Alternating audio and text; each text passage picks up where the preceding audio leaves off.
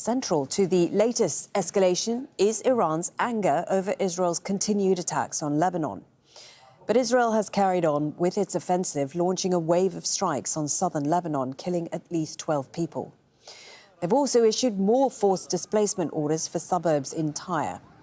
A drone strike near a Red Cross facility there killed 4 civilians and injured 2 emergency workers. Meanwhile, Hezbollah says it's targeted Israel's military with drones.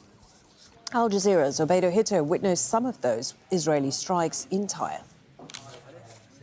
I want to take your attention directly over to the town of Mansouri, just a fresh Israeli airstrike as we're coming to air right now, and this gives you an idea of how the situation has been throughout the day here in southern Lebanon. Since the announcement of Iran saying that they weren't going to carry out any more strikes on Israel, and in exchange Israel saying that they would not be targeting Beirut as long as the northern communities would not be targeted, Israel has carried out several airstrikes here around the city of Tyre. This is the latest one there at the top of the town of Mansouri. A couple hours ago, there were 2 other strikes inside the city in a neighborhood called Burj al-Shamali as well as Ma'shuq. That was followed by a very close-by attack on a vehicle in the roundabout there by the clock tower.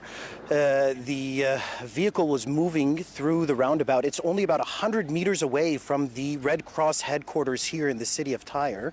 This gives you an idea about how volatile the situation remains here in the south. Hezbollah hasn't claimed any cross-border attacks today. They have claimed to have targeted Israeli troops inside Lebanese territory on various front lines in the Bint Jbeil area, as well as around the city of Nabatieh, where Israel has recently expanded its ground operations, taking the Beaufort Castle and the high ridgeline there that overlooks Marja'yun and other parts of southern Lebanon.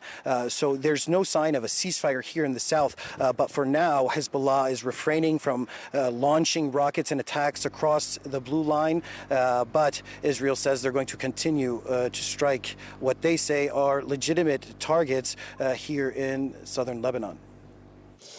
U.S. forces say they've disabled a Palau-flagged oil tanker in the Gulf of Oman for allegedly violating its blockade on Iran.